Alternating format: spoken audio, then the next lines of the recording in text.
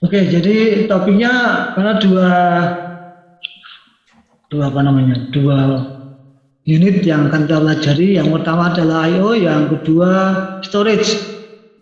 Jadi yang untuk I/O ini pertama beberapa hal yang pokok-pokok saja sebenarnya. Jadi sebenarnya I/O seperti hanya memori itu ada pembagian antara perangkat dan pengendali. Jadi perangkat contohnya adalah keyboard, monitor itu perangkat. Tapi untuk bisa digunakan maka harus ada pengendalinya yang mengendalikan perangkat tadi. Paling contoh ya paling mudah adalah contohnya adalah printer. Jadi misalkan kita harus nyambungkan printer, maka printer harus dikendalikan oleh yang dimakan dengan modul I/O atau apa namanya I/O controller, istilahnya beberapa istilah digunakan, atau I/O unit. Jadi ini pengendalinya. Sementara di paling luar yang berhubungan langsung dengan pengguna, baik itu pengguna human atau pengguna mesin, adalah device atau external device atau peripheral ya. Hanya misalkan pakai jaringan ya, pengguna luarnya adalah sistem komunikasi, maka di situ harus ada pengendalinya. Contohnya apa? Modem misalnya, atau kalau tersambung ke jaringan WiFi harus ada untuk WiFi ya, harus ada modul WiFi gitu ya. Nah, kemudian yang berikutnya adalah bagaimana cara mengakses I/O melalui modul ini. Jadi printer diakses oleh atau mau dipakai oleh program misalkan, kemudian nanti bagaimana mencetaknya atau scanner bagaimana membacanya, itu saja lewat modul pengendalinya. Maka ini kan semuanya harus diawali dari program yang ada di dalam aplikasi kan. Nah, maka ada 3 cara untuk mengakses I/O. Yang pertama namanya I/O terprogram, dikendalikan secara pemrograman secara lengkap. Kemudian yang kedua dinamakan dengan interrupt driven, jadi akses I/O nanti bagaimana melayani kalau ada permintaan dari I/O itu menggunakan mekanisme interupsi yang sudah dipelajari sebelumnya, mekanisme interupsi. Kemudian yang ketiga adalah menggunakan yang disebut dengan akses langsung karena sebetulnya yang nanti berhubungan antara I/O itu umumnya adalah memori. Jadi memori dengan I/O, misalkan kita mau menyimpan data ke hard disk, itu maka yang disimpan itu datanya ada di memori, gitu ya. Jadi sebenarnya menyimpan ke storage misalkan atau membaca dari storage sebaliknya, itu nanti tujuan dan awalnya atau sumbernya dari memori. Sementara prosesor kan hanya memberikan perintah untuk melakukan transfer itu. Nah, kalau yang kedua cara ini nanti prosesor mengambil penuh pengendaliannya, bagaimana aksesnya. Kemudian yang ketiga, kalau datanya besar, nanti kalau pengendaliannya dilakukan langsung oleh prosesor, itu nanti akan sangat boros ya, waktunya sangat habis dipakai untuk hanya mengatur atau mengendalikan I/O. Dan nanti tidak efisien sistemnya. Maka untuk akses data yang besar, contohnya kita download dari jaringan, itu kan menunggu kadang-kadang karena koneksinya lambat, kita download sangat besar. Nah, itu koneksi dari langkat, berarti langkat baik itu WiFi atau kabel nanti sampai ke browser. Nah, browser itu sebenarnya prinsipnya memori. Di dalam sistem kita ada aplikasi browser, kita jalankan, maka yang memerintahkan atau yang kita pakai adalah browser tadi. Maka sebenarnya data dari luar itu kan akan masuk ke memorinya saya memori browser. Jadi nanti antara langkat itu modul pengendalinya dan memori datanya cukup besar, mungkin bermega-mega gitu ya. Nah, itu kalau nanti semuanya aksesnya dengan langsung CPU nanti akan sangat boros. Maka ditambahkan pada sistem komputer sekarang ini semuanya ada namanya DMA, Direct Memory Access. Ini untuk keperluan akses langsung antara I/O dengan memori. Jadi ini tiga macam ini. Itu adalah pengertian yang basic yang harus kita pahami tentang unit I/O. Unit I/O ada alat yaitu eksternal atau peralatan luar, kemudian ada yang mengendalikan, kemudian caranya gimana? Ya artinya caranya mengendalikan kalau ada permintaan itu satu dengan I/O terprogram, kedua dengan interrupt driven, dan yang ketiga dengan direct access dengan menggunakan DMA. Nah, kemudian bagian yang kedua penyimpan bantu atau secondary storage atau secondary memory atau secondary external memory. Jadi kadang-kadang istilahnya itu bervariasi tapi mengacu pada satu unit yang sama, yaitu storage. Jadi kita bisa menggunakan satu kata saja, storage itu artinya secondary memory, external memory, dan seterusnya. Jadi dipakai storage saja. Istilahnya saya pakai storage. Jadi ada storage ini, ya kalau kita lihat sebetulnya adalah struktur dari penyimpan. Dari mulai penyimpan itu dari mulai register, kemudian ada cache memory, ada memory. Sebenarnya masih ada satu lagi tingkatan, yaitu nanti ada virtual memory, kemudian ada storage. Nah, virtual memory itu adalah nanti menggunakan sebagian dari storage ini difungsikan sebagai main memory. Jadi, sementara storage-nya sendiri untuk mempercepat akses ada lagi namanya storage cache, misalkan disk cache. Jadi cache juga ada di antara storage dengan memori, juga antara memori dengan CPU ada cache-nya, tapi beda fungsi. Jadi kalau yang antara disk dengan memori berarti itu untuk mempercepat, membantu kecepatan akses disk. Antara memori dengan CPU itu untuk membantu kecepatan akses memori dari CPU. Nah, ini storage ya. Jadi storage itu fungsinya. Tapi sebenarnya secara sistem nanti storage tidak bisa berdiri sendiri. Jadi bagian dari I/O. Jadi storage itu bagian dari input output umumnya. Mungkin dalam perkembangannya nanti bisa aja itu lalu langsung nanti dimasukkan ke dalam motherboard, itu bisa saja nanti ya. Tapi dalam tahapan sekarang ini storage itu semuanya adalah bagian dari I/O. Jadi contohnya kita punya hard disk.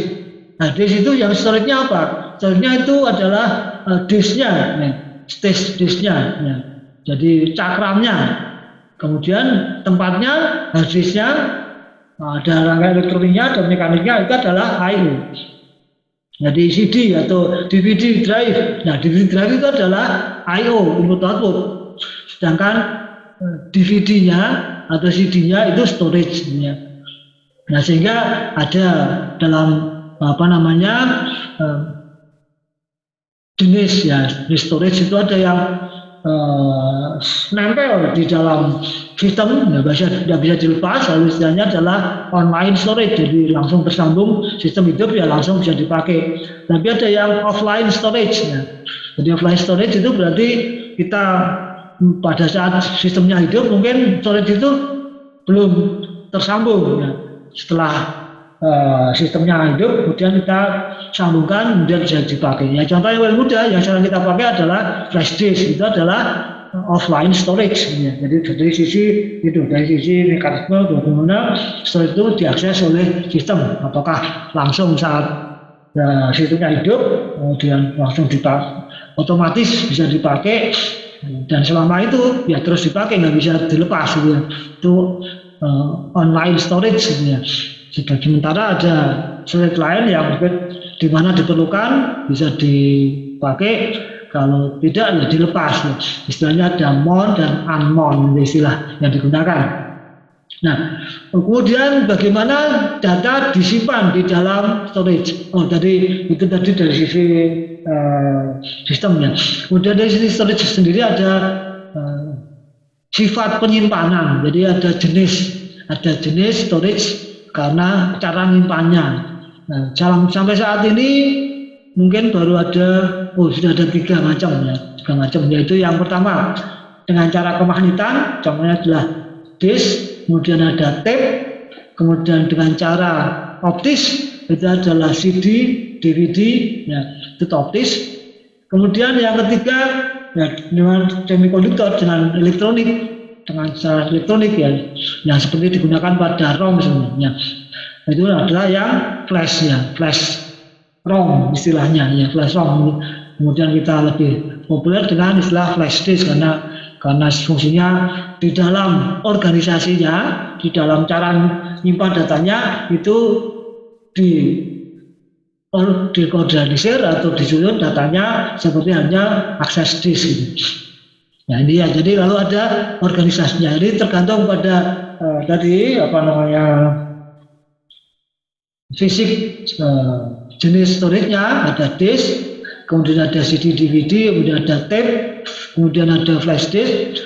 Nah ini maka nanti organisasinya beda-beda. Kemudian cara aksesnya juga beda-beda. Nah ini contohnya yang untuk satu jenisnya adalah untuk disk ya. Bagaimana organisasi untuk disk? Itu nanti akan ada sektor, ada track, ada silinder. Ya. Kemudian ada aksesnya bagaimana? Karena kalau disk itu kaitannya dengan ada gerakan mekanis untuk membaca pada suatu posisi tertentu, disknya cakramnya harus digerakkan. Perputaran itu memerlukan waktu. Itu ada namanya ada seek time dan ada rotational atau ada latency time. Ya. Nah kemudian ada lagi dalam perkembangannya keperluan untuk supaya storage itu adalah handal, ya, reliable. Karena storage-nya sangat penting dalam sistem, apalagi sistem itu sistem yang profesional, dipakai untuk yang sistem yang ya, profesional untuk keuangan, ya kaitannya dengan keuangan, perbankan, data-data akun itu tidak boleh sampai tidak bisa diakses. Ya. Setiap saat harus bisa diakses dan tidak boleh salah. Maka harus disediakan suatu storage yang reliable, reliabilitas jadi harus dipenuhi oleh suatu sistem yang umumnya kan server, ya server data, gitu ya, data server. Nah maka salah satu konstruksi atau organisasi atau jenis dari disk yang mendukung itu namanya disk RAID. Ini salah satu contoh diberikan adalah disk RAID. Nah, jadi konsepnya begitu. Kemudian untuk yang lain ada optical storage, nanti ada CD, DVD, organisasinya bagaimana, nggak ada tape ya. Nah kemudian untuk mungkin karena waktunya nggak sampai nanti mungkin bisa dipakai sendiri adalah flash. Ya, flash storage yang berkembang sekarang sudah menjadi hard disk gitu ya, SD gitu ya. Anda sudah dengar semiconductor storage device ya. Itu dua hal ya. Oke, kita lanjut. Ini nanti saya harus membatasi beberapa hal, nah, ada beberapa yang saya skip ya. Jadi ini karena mungkin perlu ya. Jadi alat yang tersambung ke sistem internal itu nanti memiliki variasi macam-macam. Dari sisi kecepatan, dari sisi data, ya, dari sisi formatnya, dari sisi macam-macam ya. Jadi ini lalu banyak sekali yang harus istilahnya atur kalau harus semuanya dipenuhi. Nah, dipenuhi langsung maksudnya ya. Jadi external device, contoh ada printer, ada keyboard, ada monitor, ada apa lagi? Ada sistem jaringan, sistem komunikasi gitu ya. Itu apalagi ada speaker, ada mouse, ada mic gitu ya. Jadi banyak sekali yang harus dikendalikan. Nah, dari sisi fungsinya bisa dibagi menjadi 3 macam alat, yaitu ada yang dipakai oleh manusia, yang dikonsumsi oleh mesin, dan untuk tersambung ke jaringan komunikasi. Itu ya, 3 jenis mesinnya, manusia langsung, kemudian apa lagi, mesin, kemudian alat komunikasi. Nah, itu semua bisa dilayani di apa namanya istilahnya diberikan atau fungsinya oleh alat, ya, alat. Nah, karena fungsi alat macam-macam ini, maka yang macam-macam ini bisa dibuat yang common. Jadi artinya apa itu sebetulnya ya, yang diperlukan oleh alat ini, alat eksternal yang berhubungan dengan pengguna akhir dan kemudian dari sistem kan gitu ya. Jadi pengguna akhir nanti akan memerlukan suatu data atau memerlukan format tertentu. Kalau jaringan nanti ke sini harus bentuknya, nah ini sudah sesuai dengan sinyal yang diperlukan. Kalau itu monitor, nah monitor berarti di situ ada layar yang nanti secara internal harus menampilkan gitu ya. Kalau nanti printer ya nanti di sini environmentnya apa? Kertas, nanti harus dari sini harus bisa mencetak ke kertas, begitu seterusnya ya. Nah juga tadi sudah saya singgung kalau itu ini adalah I/O yang nanti mengendalikan storage. Nah, ini di sini nanti apa? Disk ya, nah, apa namanya cakramnya atau DVD dan seterusnya itu yang ini. Jadi prinsipnya di dalam alat I/O, ya, jadi ada alat, ada pengendali. Ini alatnya, ya. Alatnya, kalau kita bilang alatnya berarti keyboard. Nah, keyboard di sini apa? Di sini ada tombol-tombol mekaniknya yang kita tekan, kemudian nanti akan diterima di dalam internal alat itu. Nah, alat ini harus tersambung ke namanya pengendali. Jadi nanti yang tahu bahwa ini itu datanya bagaimana, itu adalah pengendali. Ya, jadi misalkan itu keyboard ya, berarti ada keyboard controller. Kalau itu monitor, ada monitor controller. Jadi kita punya misalkan contoh yang mudah adalah dari VGA misalkan ya, layar tampilan. Nah, di sini ada VGA card ya. Jadi yang VGA card itu ya yang tahu nanti. Yang tersambung ini adalah bentuknya adalah display LCD atau itu yang lain ya. Display atau yang lain. Nanti I/O kendalinya itu yang mengenali pertama kali. Begitu ya. Nah, di sini juga ada namanya buffer. Buffernya untuk mendukung dalam sistem proses akses atau proses melayani peralatan ini. Jadi misalkan printer, ya. Jadi waktu dikirimkan data 10 halaman gitu ya oleh program, nanti oleh program itu lalu nyuruh kepada CPU kemudian nyuruh kepada I/O controller ya. Jadi yang mengendalikan I/O controller, printer controller, ya memang sekarang misalkan contohnya USB ya, ya kan sebenarnya sudah USB. USB itu adalah I/O modul, I/O controller yang mengendalikan apa saja. Jadi kalau itu kita pakai USB port itu maka ya di sini bisa printer, bisa monitor ya. Sementara monitor punya sendiri karena monitor itu kecepatan tinggi ya, jadi pakai VGA atau pakai HDMI gitu ya. Nah ini semuanya di sini adalah pengendali. Nanti datanya secukupnya disimpan di buffer di katakanlah printer contoh paling mudah ya. Printernya misalkan nanti printernya itu mau nyetak banyak beratus-ratus halaman. Nah, kalau ini tempatnya hanya bisa mampu 5 halaman, nanti dari I/O kendali itu yang akan mengatur. Ya apa namanya mengirimkan ke sini 5 halaman, dicetak selesai habis nanti kirim lagi gitu ya. Di samping itu juga nanti kita akan lihat fungsi I/O juga apa untuk mengendalikan dan untuk memonitor, ya, monitoring. Kalau ini ada nanti ada kesalahan di alat, ya, jadi itu. Nah ini prinsipnya begitu. Jadi ada yang harus mengendalikan alat ini.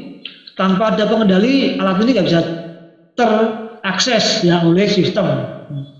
Tidak ada port USB-nya, nah, bagaimana kita bisa membaca yang ada di dalam flash disk misalkan. Ya.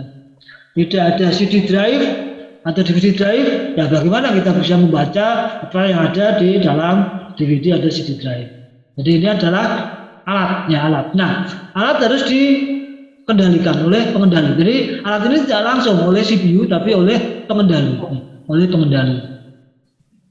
Nah, jadi karena tadi variasi alat itu sangat variasi dan itu sangat lambat dibandingkan dengan akses cara kerja CPU dalam, maka ini lalu diperlukan pengendali. Ya. Jadi pengendali I/O modul itu pengendalinya atau istilahnya bisa dikatakan I/O controller atau I/O unit, nah, macam-macam ya istilahnya nih, I/O unit, I/O controller, I/O modul, atau fisiknya I/O card, kartu I/O yang kalau secara fisik pada desktop itu kita pasangkan, misalkan ada, kalau yang suka game pasti tahu kita harus beli GPU yang mahal itu ya, mesti harus dipasangkan. Itu adalah fungsinya ya I/O modul atau I/O kendali khusus untuk layar supaya bisa cepat akses secara interaktif gitu ya, tanpa GPU yang mahal itu maka nanti akan selalu kalah. Karena apa? Karena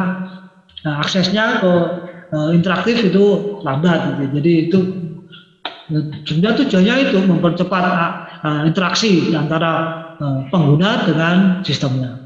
Kalau lewat I/O biasa, VGA card biasa, nah kecepatannya terbatas, sehingga kalau mau kecepatan tinggi, nah itu harus beli yang mahal itu. Oke ya, jadi diperlukan I/O modul, jadi sebagai interface ya antar muka antara CPU memori dengan peralatan luar. Jadi tadi seperti itu, maka ini blok diagramnya. Jadi dari sistem internal, dari ini secara sambungan dari bus, baik itu alamat, data, dan kendali untuk mengendalikan alat, menjadi alatnya yang di bawah sini, printer, keyboard, mouse, dan macam-macam yang lain, itu diperlukan I/O modul. Ke jaringan perlu LAN card atau perlu WiFi itu kalau medianya udara itu ya. Itu ya. Nah, jadi ini sendiri fungsinya bagaimana bisa dijelaskan tadi. Maka fungsinya ada pengendalian, ada komunikasi baik ke internal, ke CPU memori, dan ke eksternal, ke peralatan. Kemudian jadi di di alat sudah ada buffer, tapi biasanya itu terbatas. Nah, kemudian I/O modul ini juga harus punya buffer yang cukup, yang cukup untuk bisa menampung data yang besar, baik dari prosesor atau dari I/O. Misalkan scanner satu gambar yang besar, sedangkan di sini ada memori, nanti dikirimkan dari scanner, disimpan di sini cukup besar, kemudian langsung bisa diakses oleh CPU, gitu ya. Nah, kemudian monitoringnya apa? Detection error. Contohnya printer, kalau pas akses printer, kemudian di tengah jalan habis kertas. Nah, itu harus diketahui. Tidak asal pokoknya dikirim terus kertasnya nggak ada, nanti rusak. Ya. Jadi ada deteksinya. Kalau alat itu error, maka tentu saja ada mekanisme penanganan error. Contohnya kalau printernya habis kertas atau tinta habis, kan lalu ada error. Page kertas habis ya gitu, atau tinta habis ya, berhenti kan itu. Itu fungsinya itu. Nah, jadi secara kerja mungkin langsung ini ya. Jadi ini tersambung ke peralatan luar tadi. Jadi ada datanya yang mau diproses oleh alat tadi, dicetak, ditampilkan itu saja. Kemudian ada kondisi dari alat, itu selalu dimonitor, dan juga untuk mengendalikan alatnya harus menampilkan atau harus mencetak dan seterusnya. Itu kan misalkan printer, ini nanti ada perintah kendalinya, start print atau dia harus, alatnya harus memberikan informasi tentang statusnya, nanti diminta dibaca status, dan alatnya itu baik atau ada kesalahan. Jadi mekanismenya pertama kali akan dites dulu, oke atau tidak alatnya. Kalau oke, kemudian nanti akan dikirim data sambil selalu dites ya, dikirim data tes. Nah, sementara itu ini sambungan ke sistem tadi, ke CPU memori, baik dari data, address, dan kendali. Secara internal di sini ada buffernya ya, data register ini sebagai buffernya. Oke, itu secara garis besar. Jadi tujuannya untuk supaya dalam sistem internal itu eh, tidak terbebani untuk menangani macam-macam jenis dari I/O, jenis I/O. Nah nanti itu ini kaitannya dengan I/O itu juga akan menjadi tugas dari sistem operasi untuk melakukan pengendalian. Tapi secara prinsip dasarnya ada dua level, jadi ada alat dan ada controller ya. Jadi sebenarnya yang nanti dikendalikan oleh sistem operasi itu ya controllernya, bukan alatnya.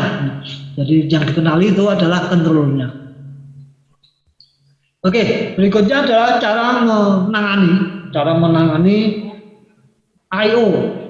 Artinya berarti ini karena ini oleh sistem, kemudian untuk ke I/O berarti yang sebenarnya yang terkait dengan I/O tadi ada dua hal, yaitu modul dan alatnya. Tapi modul dan alat itu kita pandang sebagai satu kesatuan. Berarti koneksinya ke I/O itu adalah lewat I/O modul. Jadi ini topiknya adalah pengendalian I/O modul gitu ya. Yang pertama dengan terprogram, yang kedua dengan di drive oleh interrupt driven, dan yang ketiga melalui akses langsung, namanya direct access.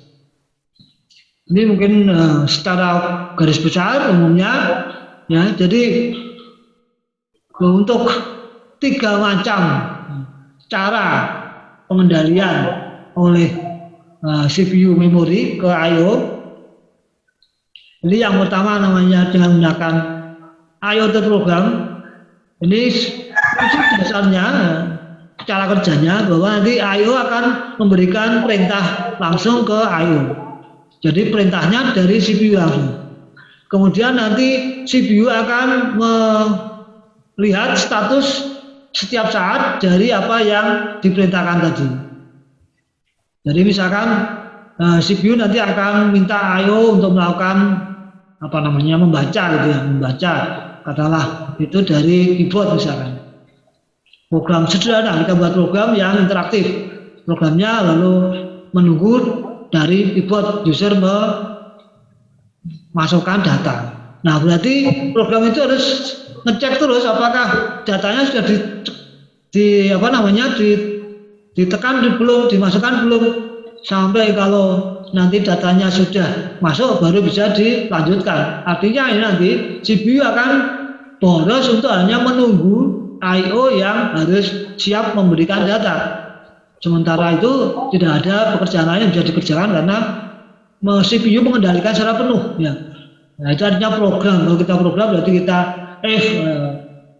jadi read gitu ya, read tidak sama dengan false, maka nanti bisa lanjut. Tapi selama false dia akan loop di sini. While read sama dengan false nanti akan loop terus sampai aja. Artinya apa? CPU sangat boros dalam hal waktu aksesnya. Ini prinsipnya begitu program I/O. Nah dibandingkan dengan interrupt driven, maka kalau ada akses I/O maka CPU ini akan memberikan akan memerintahkan, contohnya baca keyboard ya, misalkan contohnya baca keyboard. Nah kalau ini tadi misalkan kalau yang saya tanyakan di program I/O tadi contoh sebenarnya pada satu program yang mengendalikan seluruhnya ya. Artinya ada satu program yang seluruh kapasitas itu dikendalikan sehingga nanti tidak ada cara lain untuk mengatur supaya sebenarnya dipakai yang lain. Nah ini memang contoh yang kedua ini adalah pada sistem yang multi program ya. Pada sistem umumnya kita sekarang ini saya contohkan. Kalau ini tadi contoh itu pada command prompt ya. Jadi kalau command prompt itu seolah komputer kita gunakan sendiri, program kita sendiri cuma satu, tidak ada program yang lain, itu command prompt ya. Itu dasarnya dulu DOS misalnya. Nah ini pada sistem Windows kita misalkan ya.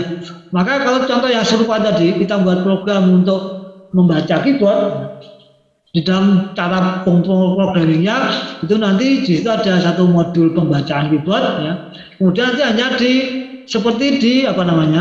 diaktifkan modul itu ya. Jadi isu membaca, jadi klik dari internalnya nanti akan mengaktifkan seperti text box itu, kemudian aktif, kemudian text box itu ya sama aktif ya biar sampai nunggu sendiri dia, ya.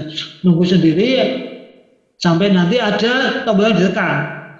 Nah, kalau ada tombol yang ditekan, sementara tadi setelah text block itu diaktifkan oleh program, kemudian itu bisa programnya bisa menjalankan sub program yang lain. Artinya ada modul-modul yang lain bisa jalan, gitu ya. Sambil itu modul text block tadi, ya, kalau itu dalam bentuk menu misalkan itu ada text block yang kita bisa masukkan, sementara CPU bisa dipakai oleh program-program lain atau modul-modul lain, ya. Nah, lalu kapan nanti data itu masuk? Nah, saat kita tekan tombol, ya, kemudian akan ada interupsi kepada CPU bahwa datanya sudah siap, maka itulah mekanismenya, ya. Jadi prinsipnya CPU akan men-start operasi dari I/O, kemudian ditinggal CPU mengerjakan yang lain. Nah, kalau setelah nanti yang diminta oleh CPU tadi itu siap, datanya ada, maka alat itu akan memberikan instruksi ke CPU, gitu. Prinsipnya begitu, ya. Siap begitu. Nah, ini seterusnya nanti kaitannya dengan dengan proses atau program yang lain nanti, ya. Jadi bedanya itu, ya. Jadi I/O itu dikendalikan penuh, ini I/O cuma disuruh bekerja, ditinggal, kemudian nanti akan kalau I/O sudah selesai, nanti I/O akan melaporkan, istilahnya laporan. Kalau ini modelnya ini adalah mandor, jadi mandor tukang. Mandor itu cuma nunggu nih sampai selesai tukangnya. Kalau ini kerja kantoran, ya, kepala itu memberikan tugas ke job-job ke pekerja bekerja sendiri-sendiri, kepala juga bekerja sendiri. Nanti kalau selesai ada laporan ke kepala, itu model interrupt driven, ya, model interrupt driven.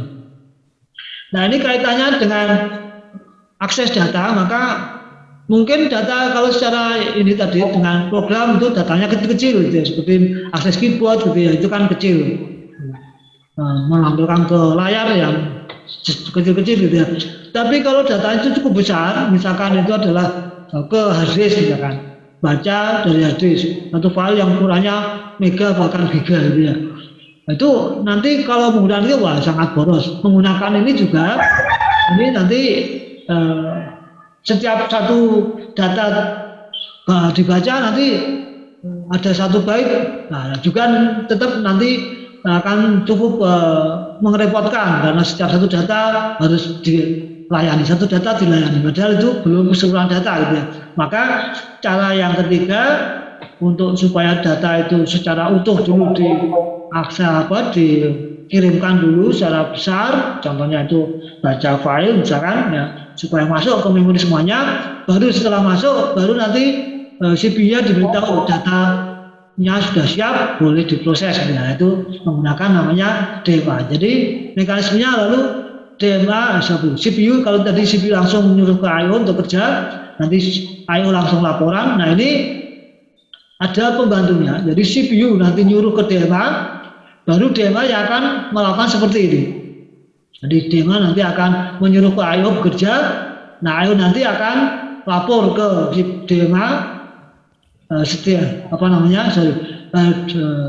I/O dan memori akan melakukan akses langsung karena terkendali oleh DMA selama tracer itu. Nah, setelah nanti selesai datanya yang diminta besar itu sudah siap semuanya di memori itu, maka nanti baru DMA lapor ke CPU. Jadi ini laporannya oleh DMA. Kalau tadi kan laporannya oleh I/O langsung. Jadi setelah data siap besar nanti akan DMA. Jadi ada tambahan namanya komponen atau unit yang ada dalam sistem namanya direct memory access. Jadi sudah di dalam satu kesatuan di dalam sistem motherboard. Oke, ya, jadi saya kira jelas ya bedanya dari ketiganya dengan contoh ini.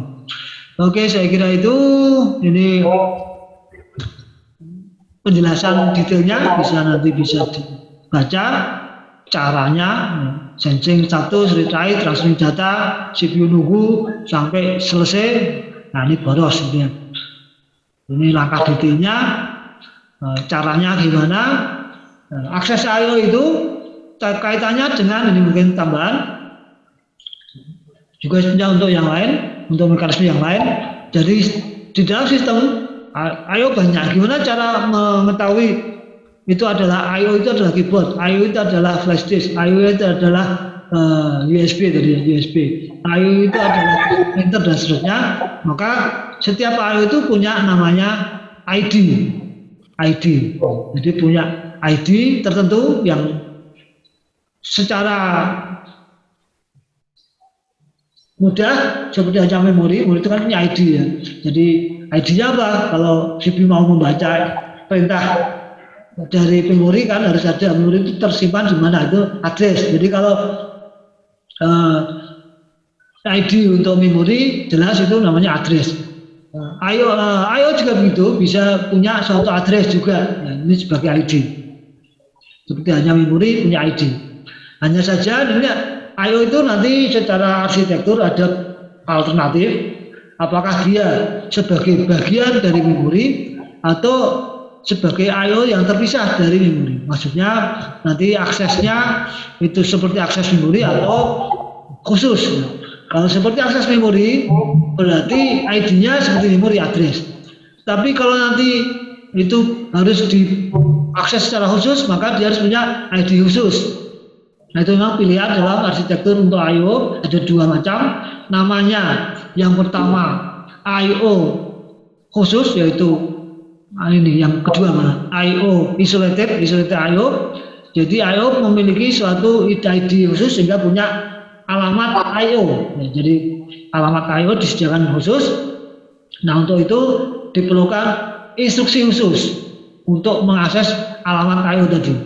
Khususnya ini contohnya adalah di prosesor Intel itu menggunakan model yang kedua ini, menggunakan isolated I/O. Lalu karena itu alamatnya terpisah dari memori, diberi istilah khusus namanya port ya. Port itu sudah mencirikan bahwa itu adalah isolated I/O. Dipakai di Intel, lalu instruksinya apa? Harus beda dengan akses memori. Jadi contohnya adalah di Intel menggunakan instruksi in dan out. In dari port tertentu, out dari port tertentu. Misalkan keyboard itu port 9 misalkan ya, berarti nanti in port 9. Monitor misalkan itu port 10 maka out port 10. Itu adalah instruksi khusus untuk akses I/O yang punya address atau alamat khusus namanya port biasanya dinamakan dengan port. Nah, yang kedua ini masih tulis pertama karena ini yang lebih tua yang awalnya awalnya itu menggunakan model yang apa namanya itu baik itu I/O atau memori diperlakukan sama yaitu memiliki memori yang satu space ya. Sehingga di sini nanti untuk membaca menulis I/O itu menggunakan instruksi yang seperti hanya dipakai di memori.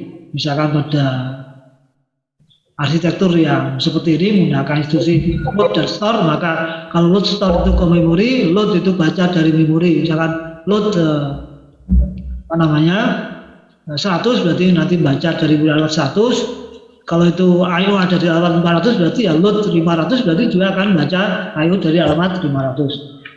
Nah, kelebihannya dengan yang pertama space memori terkurangi dengan jumlah I/O. Kalau yang kedua ini space memori tidak berkurang karena I/O punya space sendiri. Hanya jadi kemudahan pemrograman karena pemrogramannya tidak usah membedakan antara I/O dengan memori, tapi harus tahu porsinya. Oh, yang bagian mana itu adalah I/O, bagian mana itu memang betul-betul memori. Mungkin yang perlu itu aja ya, pembagian atau pembedaan antara akses memori dan akses I/O ya, dengan dua metode perlakuan identitasnya, melakukan identitas. Ya ini contohnya aja, ini yang memori map I/O, maka membaca I/O kalau menggunakan load dan store, I/O juga dipakai load store. Tapi kalau isolated I/O maka harus punya instruksi khusus, misalkan di sini pakai in.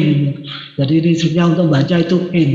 Ini tadi di sini untuk baca I/O itu pakai load sama seperti halnya membaca memori atau register itu pakai load sama. Oke, cara yang pertama program I/O tadi ya seperti itu. Cara yang kedua adalah interrupt, menggunakan interrupt, interupsi. Mekanismenya tadi sudah dijelaskan secara garis besar. Maka yang penting di sini adalah sebetulnya ini sudah garis besarnya tadi sudah diterangkan ya. Jadi mekanisme interrupt itu sudah dijelaskan ya, disinggung pada dulu pelaksanaan instruksi. Karena kapan interrupt itu dilayani, itu pada saat akhir setiap instruksi dikerjakan akan dicek apakah ada interupsi tidak. Jadi ini prosesor finish execution of current instruction itu ya, maka dia akan ngecek kalau ada ya, maka ini akan dilakukan pressure signal of interrupt. Nah, kalau ada sinyal interrupt interupsi, maka secara hardware ini seluruh nilai-nilai dari internal prosesor utamanya adalah program counter. Nah, program itu akan menunjukkan instruksi berikutnya yang akan disimpan, juga status word dari program saat itu, juga register-register mungkin ya yang penting saat itu itu akan di save ke stack, akan disimpan ke tempat aman namanya stack. Nah, kemudian prosesor akan meload ke PC program counter, dan status register yang ada di situ adalah nilai dari alamat program yang dipakai untuk mengendalikan interrupt, melayani interrupt. Jadi misalkan nanti keyboard itu ada di alamat 1000 nanti, ini tadi sementara program yang dijalankan itu ada di alamat 100, 200 dan seterusnya. Nah, pada saat sampai di alamat 101 itu ada interupsi, maka alamat 101 ini akan disimpan ke stack. Kemudian CPU akan meload alamat 1000, yaitu alamatnya program untuk mengendalikan keyboard, untuk membaca data dari keyboard. Setelah nanti selesai membaca data dari keyboard, nanti otomatis yang tadi disimpan, yaitu program tadi yang diinstruksi, tadi akan dikembalikan lagi. Sehingga nanti program counter akan nilainya seperti sebelum terinstruksi. Nah, lalu berarti setelah itu dikembalikan, berarti seolah program itu normal saja. Jadi karena ini ada instruksi, kemudian instruksinya sudah dilayani, kemudian kembali ke program yang diinstruksi tadi. Nah, mekanisme ini itu nanti memang diperlukan pada sistem operasi untuk keperluan satu program yang bisa mengendalikan program yang lain. Jadi namanya scheduler, jadi yang mengatur siapa program yang jalan, kemudian nanti harus ganti program yang lain, nanti ada scheduler, nanti menggunakan mekanisme interupsi seperti ini. Oke, itu kemudian mungkin jadi sudah. Ini ada tambahan lagi, yaitu pada umumnya I/O itu banyak sekali, lebih dari satu lah ya gitu ya. Ada keyboard, ada mouse, ada ada disk, ada flash disk dan seterusnya, ada LAN card gitu ya. Umumnya prosesor itu secara hardware, karena ini hardware ya, interupsi itu berarti kan ada sinyal dari I/O menuju ke CPU. Umumnya CPU itu menyediakan sinyal interupsi cuma sedikit, bahkan cuma 1 atau 2. Padahal I/O yang harus diterima interupsinya lebih dari 1. Nah, maka ini kaitannya dengan itu. Maka bagaimana mendeteksi, mengetahui bahwa interupsinya itu dari siapa? Oh, interupsinya dari hard disk, interupsinya dari keyboard, interupsinya dari scanner, interupsinya dari USB dan seterusnya gitu ya. Ini adalah diperlukan tambahan modul namanya ya, yang nanti bisa membantu untuk mengidentifikasi siapa yang melakukan interupsi. Maka itu ini cara-caranya ada software pool, kemudian di sini ada menggunakan sambungan DC chain, ya, ada bus master. Nah, ini langsung ada contohnya, contoh di sistem yang kita pakai PC itu menggunakan namanya interrupt control. Jadi Intel, 8 keluarga Intel, prosesor Intel hanya memiliki satu jalur interupsi yang general ya. Kemudian ada tambahan interupsi yang khusus namanya NMI, non maskable interrupt, tapi jalur interrupt yang umum ada cuma satu INT. Nah, ini kalau satu jalur kemudian yang menginstruksi banyak, maka ini ditambahkan tambahan komponen namanya interrupt controller. Sehingga nanti semua I/O tersambungnya ke sini, interrupt controller yang baru ke CPU. Nah, di alat ini memiliki 8 jalur masukan interrupt, kemudian nanti dari 8 jalur nanti akan bisa diteruskan ke CPU. Nah, maka nanti dengan mekanisme dari komponen ini nanti siapa yang menginterupsi jalur 1 sampai dengan jalur 0 sampai 7 itu nanti akan teridentifikasi, kemudian bisa disampaikan ke CPU bahwa yang mengidentifikasi itu siapa, yang menginterupsi siapa, apakah keyboard, apakah mouse dan seterusnya. Nanti setelah ada interrupt dari alat, kemudian identitas dari alat itu terrekod di dalam interrupt controller ini, kemudian akan diteruskan interupsinya ke CPU. Di samping interupsi juga identitas siapa yang menginterupsi. Itu mekanismenya begitu. Nah, ini karena satu alat hanya 8, ini kalau lebih dari 8 bagaimana? Ini ada sambungan di kaskade seperti ini. Nah, ini prosesornya cuma 1. Kalau nanti hanya 8 I/O ya bisa nih, cuma menggunakan 1 interrupt controller. Kalau lebih dari 8 maka nanti ini bisa disambung bertahap seperti ini. Jadi kalau berhasil ini nanti ini ada 8, nanti kali 8 bisa 256 buah interrupt controller. Itu bisa disambungkan. Nanti ini alat ini akan beritahukan yang dari sekian banyak external device ini ya, itu siapa yang menginterupsi nanti lewat bus data. Interupsi kemudian bus data akan menunjukkan identitas dari yang menginterupsi. Itu mekanismenya. Ya, saya kira itu yang pokok ya untuk interupsi. Ya. Jadi bagaimana mekanisme interupsi, bagaimana menanganinya. Ini detailnya saya kira tidak perlu ya, detail dari programmable interrupt control tadi. Ini contoh sederhana dari modul I/O. Ini contohnya satu IC namanya PPI, Programmable Peripheral Interface. Ini awalnya dulu dipakai untuk pengendali printer menggunakan ini. Nah, ini bisa juga diprogram untuk mengendalikan keyboard. Di sini ada 3 port, namanya port A, port B, port C. Port C-nya dibagi menjadi 2 unit. Port C yang 4 bit yang CA dan port B. Nah, ini karena itu ini bisa diprogram, namanya Programmable Peripheral Interface. Oke, saya tidak mendetailkan ini hanya secara garis besar saja. Bisa dicocokkan tadi dengan blok diagram umum dari I/O modul seperti ini. Ya. Jadi ada koneksi ke I/O ini, misalkan ke monitor, ke display, 7 segment display, bisa ke keyboard, hexadecimal keyboard misalkan itu. Nah, ini ke bus, ya, ke busnya sistem. Maka ini fungsi dari I/O modul, Ini contohnya, ya. Jadi dicontohkan ini adalah tadi PPI. Nah, ini keyboard, ini display. Nah, ini nanti tersambung ke sistem bus. Nah, ini juga di sini kalau ini akan menjadi bagian dari yang lain, kalau ini sistemnya itu dia sendiri, tidak ada yang lain ya, ini bisa langsung ke interrupt. Jadi kalau tidak ada yang lain, ini bisa langsung ke interrupt request, ke CPU, Oke, itu ya. Yang ketiga DMA. Oke. Yang ketiga DMA.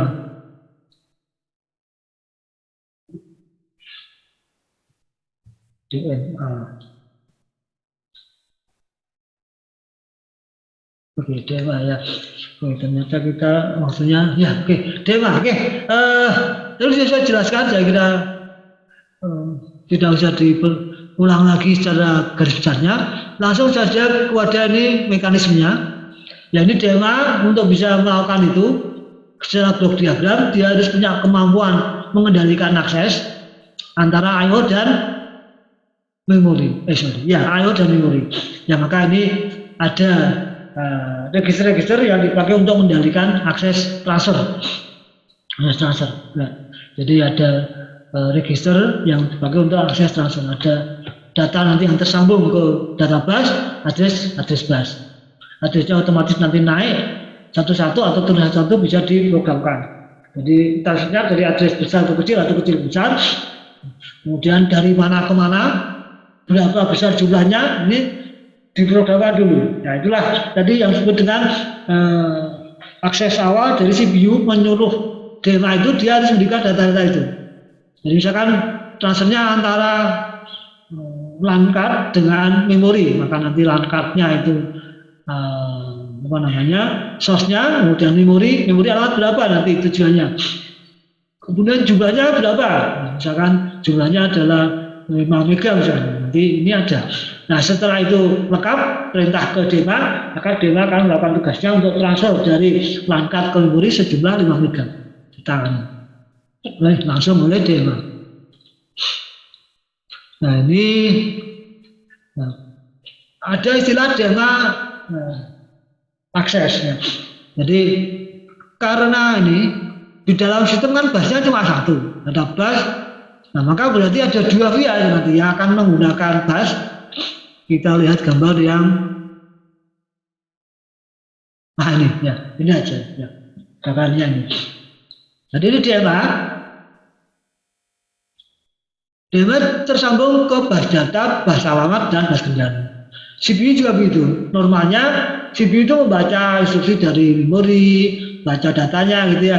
Nah pada saat tertentu kemudian programnya itu menyuruh transfer data yang besar dari disk controller di zamannya ya, untuk di transfer ke memori ya, kemudian nanti akan diproses lagi. Nah kalau itu dibaca satu-satu oleh menggunakan tadi program I/O sangat lambat. Juga begitu kalau interrupt nanti disuruh baca cuma satu, ada interupsi padahal belum lengkap, nanti bolak-balik gitu ya.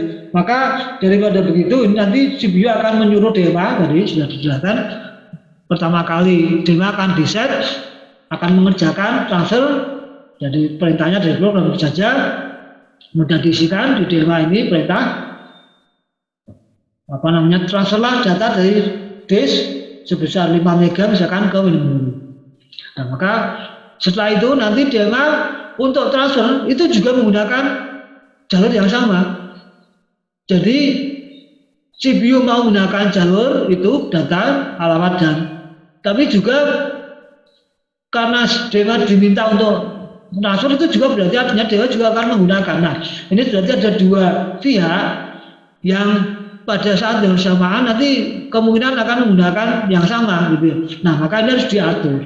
Nah pengaturnya gimana? Maka untuk bisa menggunakan bus ini DMA pertama harus minta izin dulu. Ya memang tadi kan disuruh, tapi tidak otomatis. Maka setelah terima perintahnya DMA harus minta izin. Saya akan menggunakan. Kalau diizinkan pakai, gunakan, pakai gitu. Jadi tidak langsung tadi kata gampangnya 10 mega gitu ya. Langsung terus selama 10 mega itu data itu ditransfer itu CPU nggak bisa apa-apa, nggak seperti itu ya. Jadi ini sebenarnya meskipun ada 10 mega atau 5 mega tadi itu setiap satu transfer itu harus minta izin. Satu kali transfer tidak bisa 10 mega itu kan. Satu kali transfer ya sesuai dengan kapasitas dari data bus. Kalau data busnya itu 32 bit ya berarti sekali transfer 32 bit. Nah ini mekanismenya seperti ini, harus ada DMA, harus minta izin, ini hold request, kemudian nanti kalau diizinkan dijawab dengan hold acknowledge. Nah maka berarti saat itu kalau ini sudah jawab, berarti busnya itu terputus dari CPU, maka bisa digunakan oleh DMA. Satu akses, ya itu nanti kalau mau akses berikutnya harus begitu lagi. Ya memang nampaknya jadi lambat ya, tapi karena itu data besar dan ini kecepatan tinggi, tidak terasa. Nah maka kapan ini bisa gonta-ganti seperti itu? Nah DMA itu akan menggunakannya itu seolah tidak terasa oleh CPU. Jadi DMA itu akan menggunakannya di saat CPU tidak menggunakan. Kalau kita lihat pada siklus eksekusi dari dari instruksi yang sudah kita lihat, ada fetch, kemudian decode, ada fetch operan gitu ya, ada execute, ada ada titik-titik di mana pada waktu itu adalah dimungkinkan DMA bisa menggunakan. Jadi sebelum fetch ini DMA bisa menggunakan. Setelah decode DMA bisa menggunakan. Nah, jadi sebelum fetch operan ini. Kemudian setelah eksekusi ini juga DMA bisa menggunakan. Namanya DMA breakpoint. Jadi DMA bisa mengambil waktu-waktu ini untuk dia request tadi. Dia diizinkan diambil dan seterusnya ya. Atau di sini sebelum proses interupsi tadi. Jadi dalam satu kali siklus itu ada 4 poin yang bisa dipakai oleh DMA. Jadi itu kan CPU hanya mengerjakan satu instruksi, itu berarti kan sekali akses sebetulnya, sekali akses memori, tapi DMA sudah bisa menggunakan 4 kali gitu ya, 4 kali transfer. Itulah namanya ya. Jadi itu mekanismenya. Jadi ada akses memori itu nanti karena pada saat diakses memori oleh DMA kan nggak boleh diakses dipakai oleh prosesor gitu ya, karena nanti setelah risetnya prosesor akan nyimpan ke memori misalkan ya. Maka saat ini ya DMA harus berhenti, ya boleh akses memori gantian gitu ya. Nah gantian ya, jadi antara DMA dengan prosesor itu akan menggunakan bus itu secara bergantian. Mekanismenya sudah tadi ya.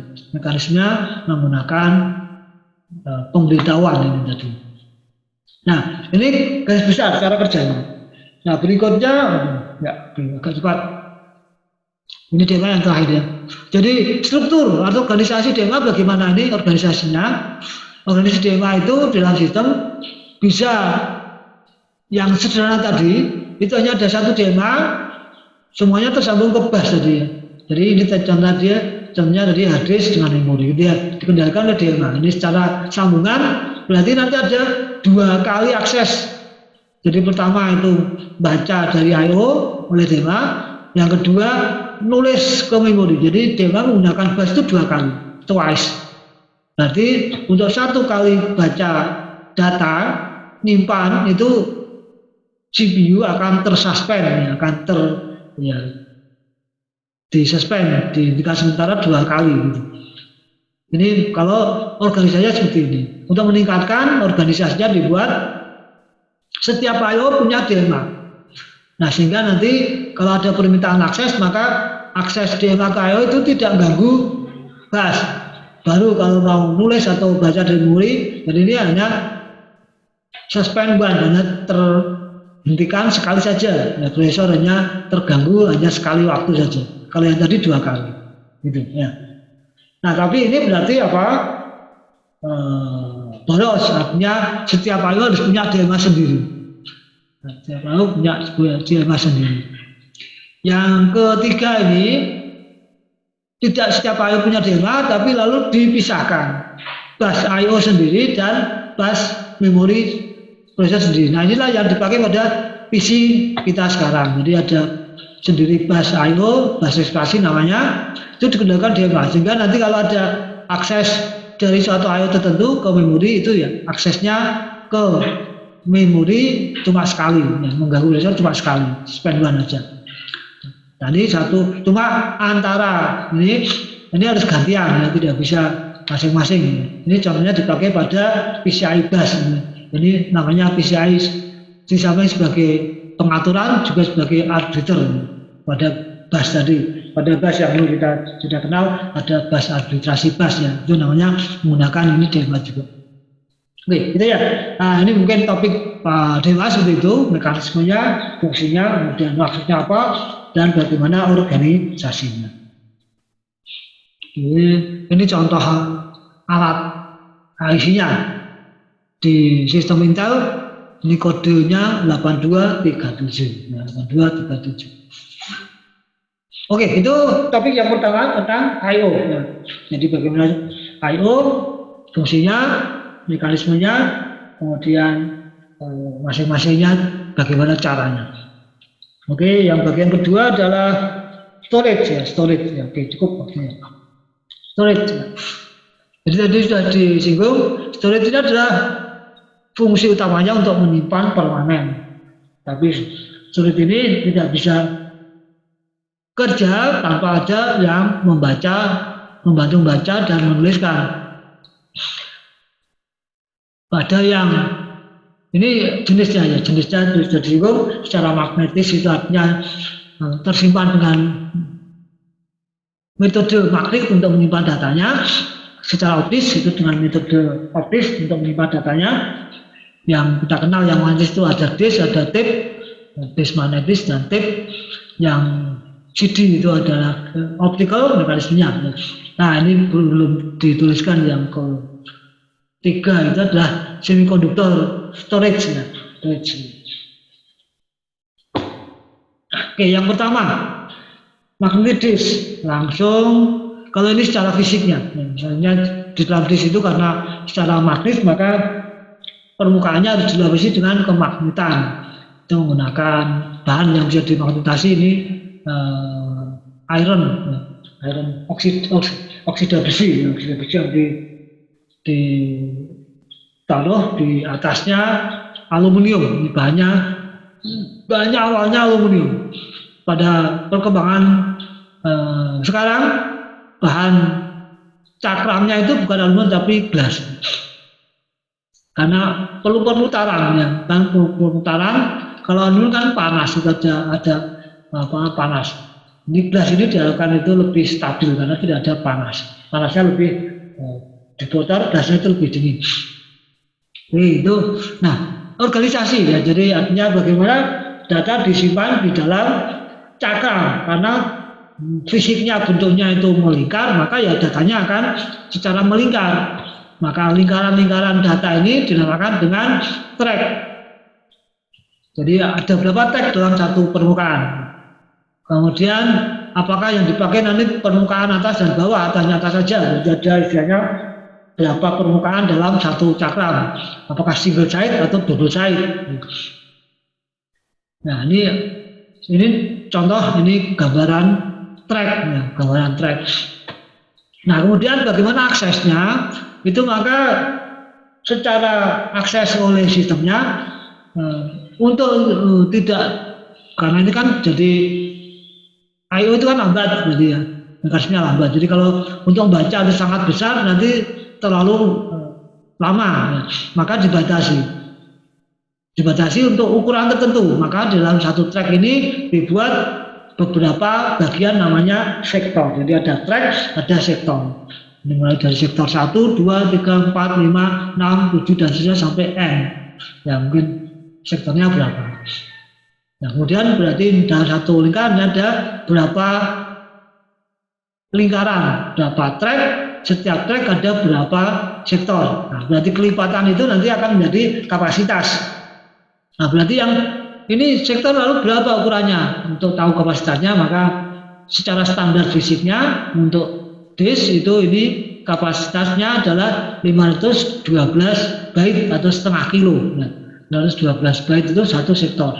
Sehingga nanti kalau tahu sektornya per track ada berapa, kemudian satu permukaan ada berapa track, kemudian kalau itu dua permukaan berarti kan 2 kali jumlah tracknya. Misalkan ini ada berapa? Ada 20 track misalkan ya, satu permukaan berarti atas bawah ada 40 track, kemudian satu track itu ada misalkan ada 32 sektor, nanti 32 kali berapa tadi, kali 20 kali 20 kali, nah ini kapasitas per sektornya 512 byte, jadi setengah kilo. Itu namanya ukuran terkecil, unit terkecil yang bisa dibaca tulis. Jadi kalau kita punya file yang ukurannya itu kurang dari 512 byte, misalnya cuma ukuran 10 byte, 10 huruf ya, nanti 10 huruf itu ya akan menempati 512 byte, 512 huruf itu. Jadi itu kalau misalnya kita punya data kecil-kecil, ukurannya cuma kurang dari 1 kilo, memang nanti ukurannya kurang dari 100 byte, misalkan hanya beberapa puluh byte, itu berarti nanti akan sangat boros karena nanti banyak yang hilang ya. Nah itu kurang baik, harus lebih kecil dari satu sektor datanya. Oke ya, ini. Nah dalam ini sudah diterangkan dalam perkembangannya. Di sini tidak hanya satu cakram, tapi beberapa cakram untuk memberikan kapasitas yang besar, sehingga nanti menjadi seperti ini. Umumnya di situ sekarang seperti ini. beberapa cakram, ya, beberapa cakram. Nah, ini kita sebut dengan multiple petal, ini cakram lapisan. Sementara setiap lapis ini ada 2 permukaan. Jadi sehingga ini akan membentuk, kalau kita akan menyimpan berarti harus dibaca tulis. Nah, supaya ini efisien, ini namanya pembaca tulisnya, ini namanya head ya. Headnya ini sinkron, jadi membaca di seluruh posisi track yang sama untuk seluruh permukaan gitu ya. Kalau baca ke dalam juga akan.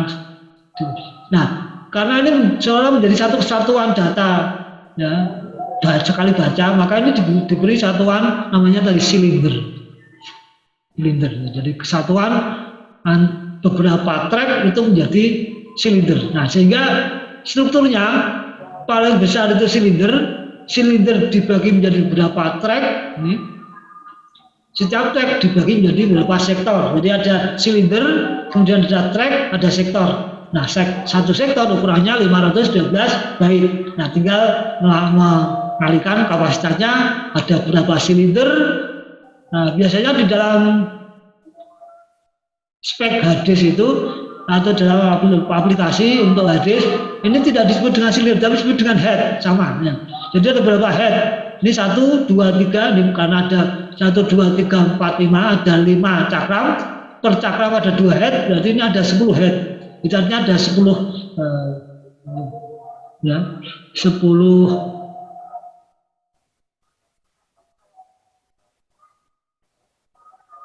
10 head ya, 10 head ya, yang 10 head ya, yang ini 10 head. Nah, 10 head itu menjadi satu silinder ya, satu silinder untuk satu permukaan tertentu. Jadi ada silinder dari head ini membentuk satu silinder, kemudian lagi ini satu permukaan berapa track. Nah, perkalian dari head kali track ya, kali track kemudian kali sektor sama ya. Itu sama. Nah, ini silinder namanya. Nah, gambarnya ini. Jadi ini silinder itu kalau kita punya ini cakram-cakram yang kita tumpuk itu kan menjadi ini lapisan membentuk suatu permukaan lapisan dan namanya lapisan silinder. Ini silinder paling luar, silinder di dalamnya, silinder di dalam dan seterusnya. Jadi ini ada, kalau kita hitung lingkaran garis lingkaran 1, 2, 3, 4, 5, 6, ini ada 6 silinder. Ya, selain yang paling tengah ini kan lubang ya. 1, 2, 3, 4, 5, 6, 1, 2, 3, 4, 5, 6, ada 6 silinder ya. Nah, setiap silinder ini terdiri dari berapa track. Dan ini satu silinder. Ini 1, 2, 3, 4. Berarti katanya 2 cakram ada. 2 cakram. Cakramnya atas bawah, 2 side ya. Jadi ini satu cakram atas bawah, satu cakram atas bawah. Jadi ini ada 1, 2, 3, 4, 5, 6 silinder. Setiap silinder terdiri dari 4 track. Nah, kemudian ini pembagian satu track berapa sektor. Nah, ini tinggal dibagi-bagi. Ya, itu berapa? Tinggal dikali-kali. Nah, ini sebenarnya tadi kembali ke ini nanti secara fisik semakin ke dalam kan semakin rapat ya data ini, longgar ini rapat.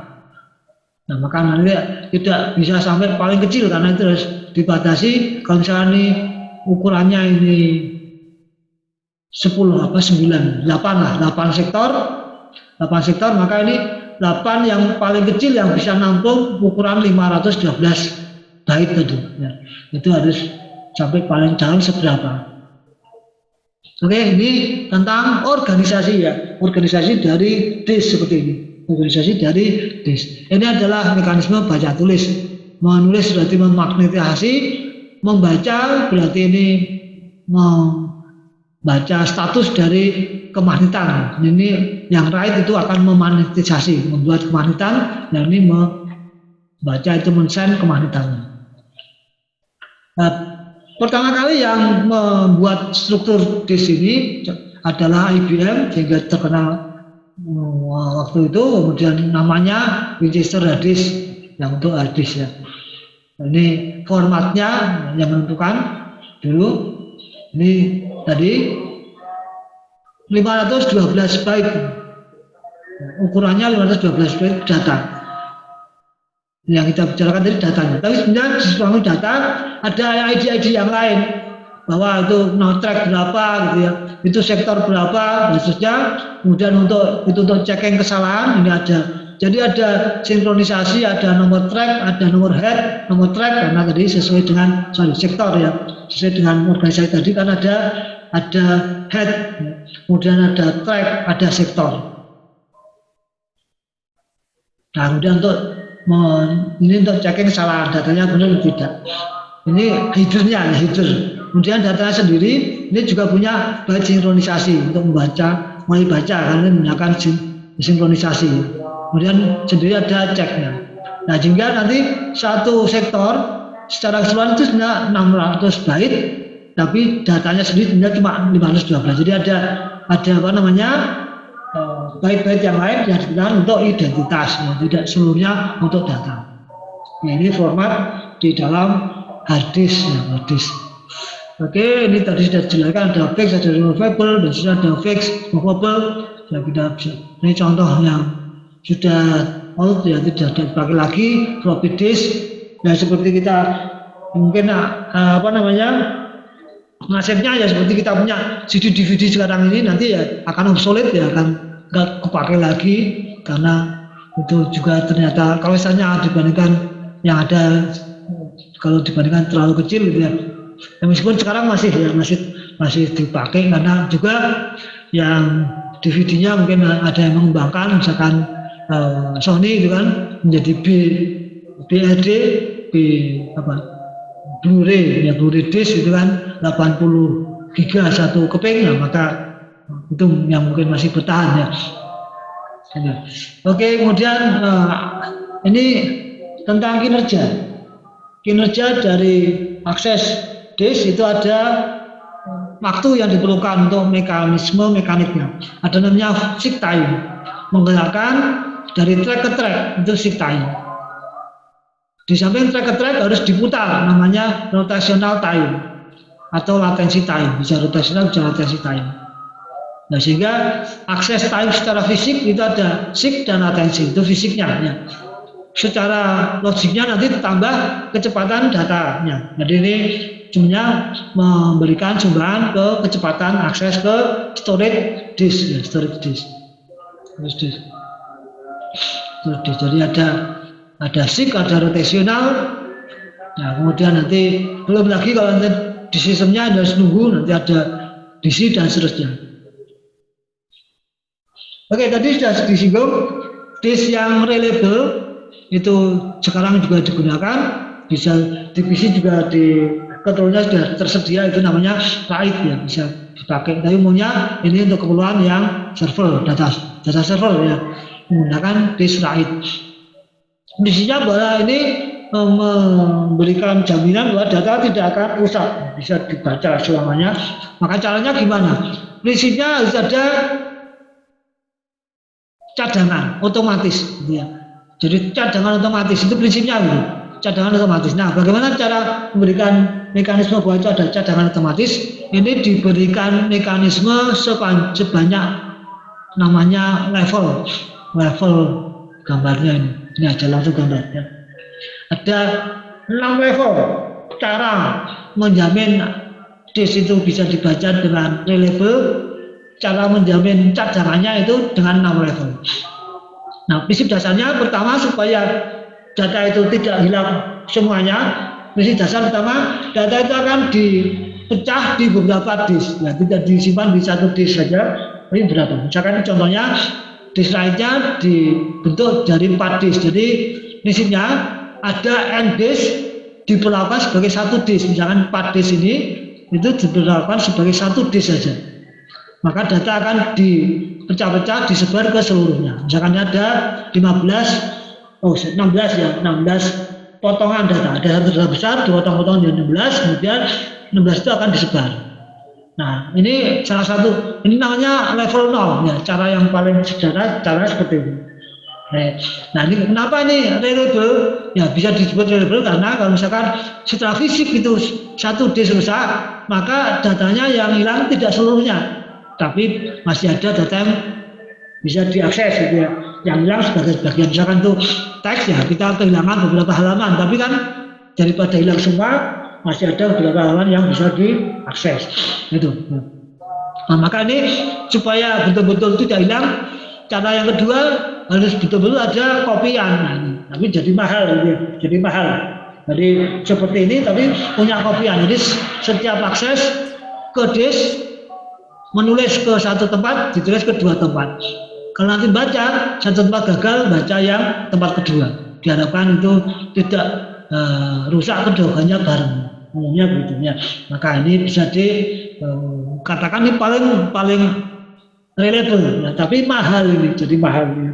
Nah, untuk menurunkan harga, maka dipakai mekanisme metode tertentu. Jadi ini yang pertama, ini contoh di dalam pengkodeannya, ya, yang sudah kita pelajari namanya menggunakan kode MING. Ini dipakai di RAID cara kedua.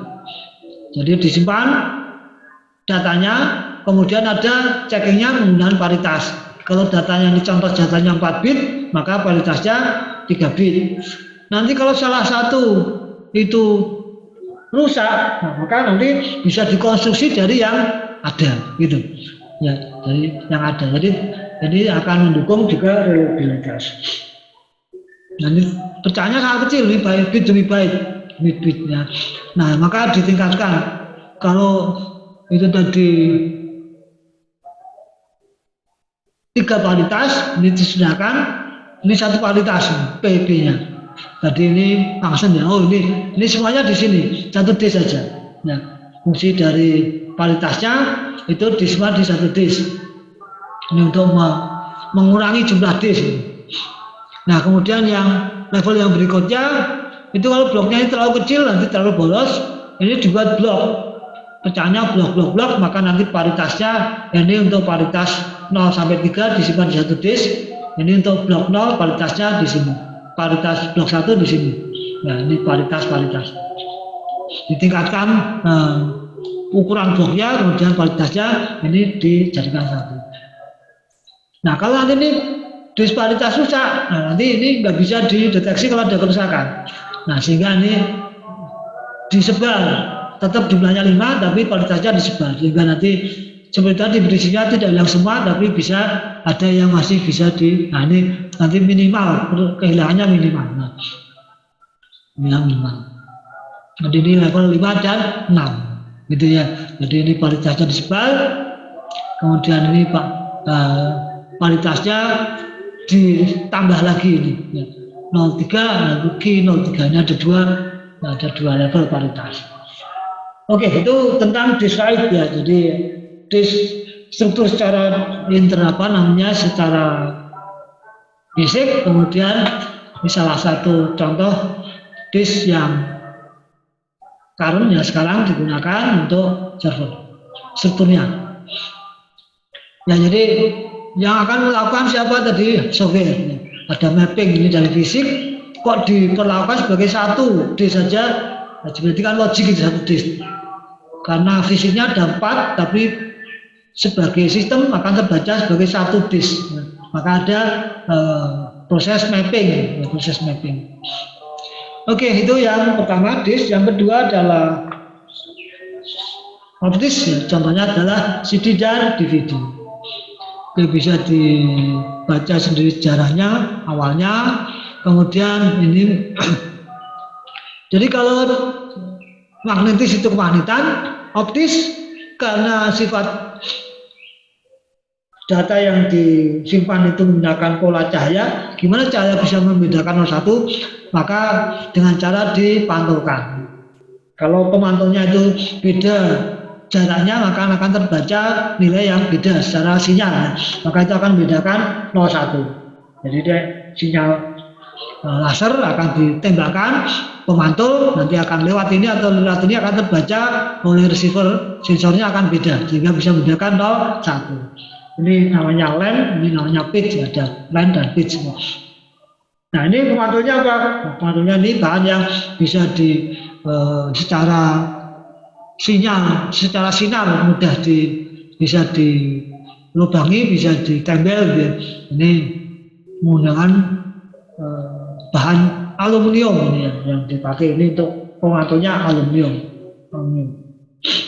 yang peka terhadap panas cahaya dan bisa setelah dilubangi nanti ini bisa memantulkan cahaya. Bahannya ini plastik ya, bahan dasarnya untuk menempatkan plastik. Ya seperti ini ya. Jadi ini ukurannya sesuai dengan standar tadi 640 megabyte itu yang awalnya. Nah, yang membedakan dengan disk adalah pertama ukuran sektornya, ukuran satu unit datanya. Kalau disk itu 512, ini 4 kalinya, 2 kilo. Nah, datanya satu blok 2 kilo, 2 kilo satu blok, 2 kilo. Nah, seperti tadi pada disk ada tambahan untuk identitas, tambahan identitas. Kemudian untuk penggunaannya, identitas itu bisa dipakai juga untuk data, sehingga ini ada namanya mode 012. Mode 0 itu nanti datanya masih kosong, belum dipakai, masih tidak ada isinya. Mode 1 itu menggunakan format yang pertama ini, ada data, ada identitas. Mode 2 itu nanti semuanya data, dipakai data, tidak ada identitas untuk 4 byte ini atau untuk ini ECC, yang ECC ya, identitas tetap ada. Kemudian ECC ini yang untuk checking ini cukup besar, ini 10/10-nya dari data, ini dipakai untuk data juga sehingga totalnya menjadi 2336.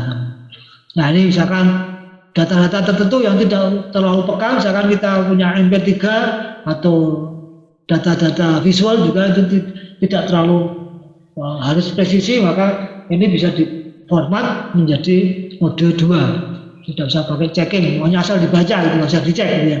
Paling salah 1-2 byte itu pada gambar hasil tidak terlalu nampak gitu. Oke. Oh, gambarnya tidak ada, nanti tolong dibaca di teks ya. Formanya bagaimana? Strukturnya, ini kalau tadi ini sektor, tapi ini jadi dinamakan dengan blok di sini. Satu blok itu sebesar 2 kilo. Nah, lalu kalau disk tadi itu fisiknya dibagi dalam track-track yang lingkaran yang konsentris, pada CD ini karena ini aslinya itu untuk menggantikan tape, maka bentuk tracknya itu tidak track yang lingkaran-lingkaran tadi, cincin-cincin tadi, tapi satu lingkaran yang kontinu, yang terus-menerus. Lalu bentuknya apa? Spiral. Nah, jadi gambarnya spiral. Jadi dari lingkaran lalu melebar jadi satu track. Ya, gambarnya satu track. Kalau tadi kan ada berapa track, tapi tracknya melingkar, melebar namanya lalu spiral. Bentuknya spiral. Ya. Dengan dibagi-bagi menjadi ukuran satu blok pembacanya 2 kilo. Bedanya itu, ya, bedanya itu. Jenisnya ada CD L, yang CD RW dan seterusnya. Nah, kemudian yang jenis kedua, dengan perkembangannya diperlukan kapasitas tinggi, maka secara fisik bendanya material yang dipakai supaya bisa menyimpan lebih kompres, maka digunakan bahan yang lebih baik, kemudian bisa menyimpan lebih banyak, namanya menjadi DVD ya. Jadi digital video disc. Kalau awalnya tadi yang CD untuk menyimpan suara sebenarnya, untuk menyimpan tape gitu ya. Nah, ini dipakai untuk menyimpan film, dan ini lebih besar, perlu lebih besar, lalu namanya dipakai sesuai dengan keperluannya untuk digital video disc ya. Tadi compact disc tadi untuk sound, awalnya untuk suara, menggantikan tape dan dikembangkan menjadi disk. Nah, ini kapasitasnya aja ya, kapasitasnya menjadi lebih besar sehingga secara fisik ya itu akan memerlukan bahan yang lebih baik. Mekanismenya serupa, tak sama tadi detailnya. Nah, ini dengan perkembangan pembacaannya itu dimungkinkan ada bisa atas bawah sehingga double side. kemudian bisa lebih dari satu mantul menjadi istilahnya yang benar, langsung yang gambar yang oh ya yang ini ya, oh gambarnya ini tadi yang satu permukaan ya, kemudian ini bisa dua permukaan atas bawah, jadi ini eh, single plate dua layer ya, dua layer atas bawah bisa dipakai, jadi nanti atas bawah. Nah mekanismenya bagaimana nanti akan bisa secara sinar itu bisa punya perbedaan apa namanya panjang gelombang dan seterusnya, nanti bisa diatur yang dibaca yang atas apa yang bawah.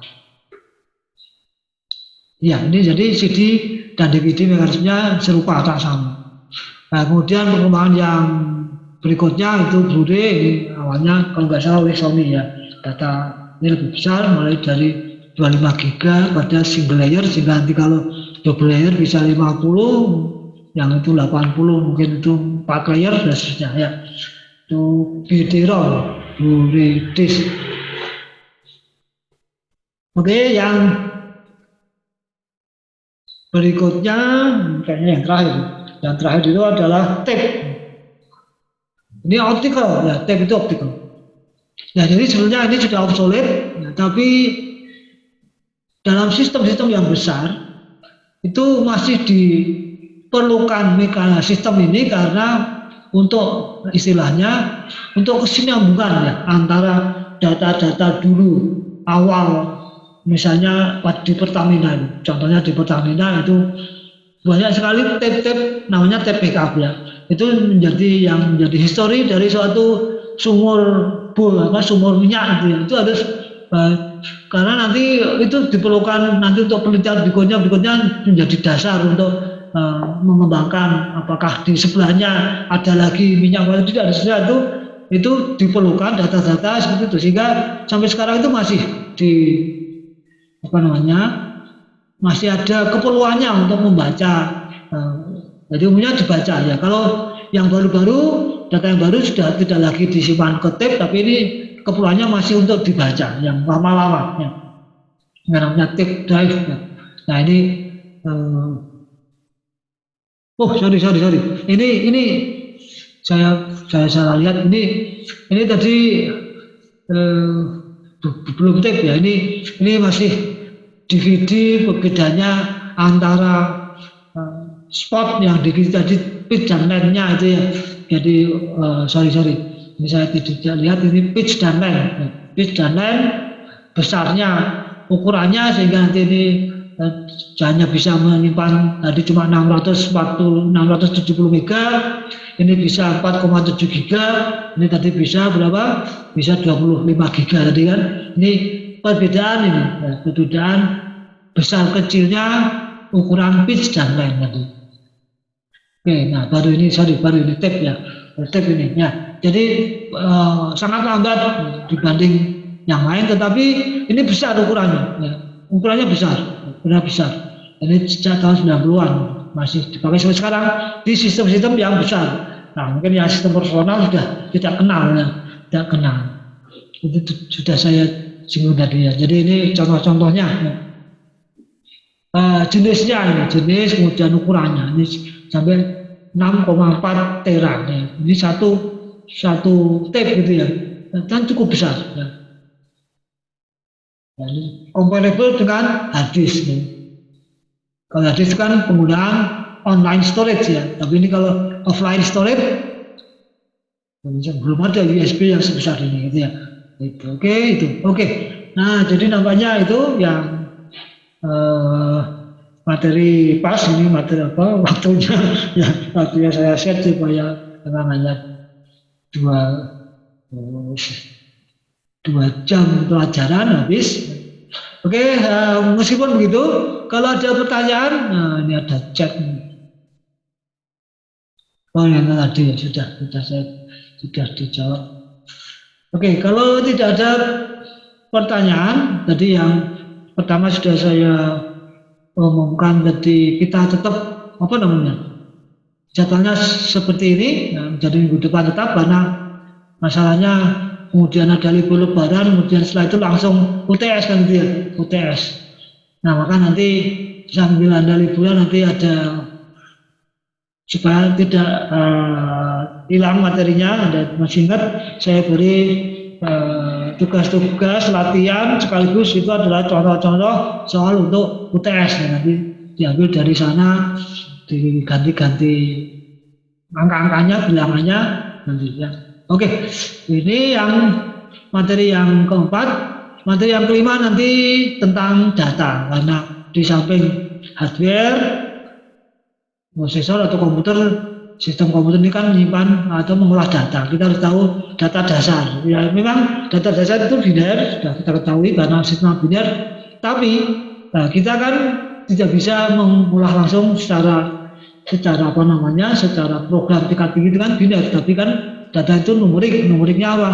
Mungkin real, mungkin integer dan seterusnya. Nah, maka bagaimana ini yang menyimpannya real integer itu bagaimana? Nah, itu kita juga perlu organisasinya. Ya, organisasi dari data ya, jadi data secara internal bagaimana. Saya kira ini yang bisa kita pelajari untuk yang bagian I/O dan storage. Agak cepat memang, tapi dengan cepat tadi kemungkinan saya sudah berikan yang pokok-pokoknya. Nah, kalau tambah detailnya tolong dibaca di resource yang ada. Oke, saya cukupkan sekian. Kalau ada pertanyaan, ini ada lagi jawaban. Bapak mau nanya itu, Bapak ngasih tugasnya kapan ya Pak? Oh, tugasnya ya. Saya rencanakan sih setelah lengkap materinya. Ya, oh, iya. materinya lengkap dengan data nanti ya, baru nanti saya berikan 4 atau 5 contoh soal yang nanti itu dikerjakan sebagai latihan gitu. Maksud saya begitu. Ya, iya Pak. Begitu ya gitu. Ya. Oke. Oh iya, saya belum besar di KWS-nya ya. Oke, ini materinya itu sementara itu dulu ya. Oke, saya stop dulu. Ya, terima kasih. Mohon seperti biasa dihidupkan, saya capture.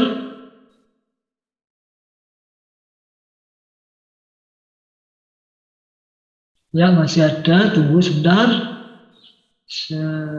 Tommy, oke, Tommy Habib, Izul belum, Krisandi belum, Muhammad sudah, Habib, Izul sudah, Habib Mustafa belum, Krisandi Sapulite belum, oke. Krisandi apa bisa on cam? Oke, Krisandi bisa, Habib belum, Oke, Habib namanya tidak di tempat, oke, saya akan capture 1, 2. Nggak nyala ya? Oh iya, ya, oke, baru muncul, bentar, Iya. Saya lagi, oke, 1, 2, 3, senyum.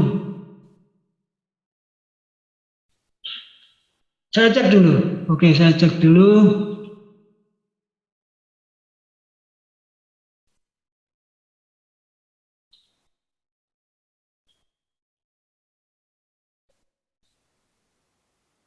Ya, sudah bagus. Oke, sudah bagus. Ya, terima kasih. Sekian dulu. Kita close. Ya. Oke, selamat siang. Semoga selalu sehat. Ya, oke, ya.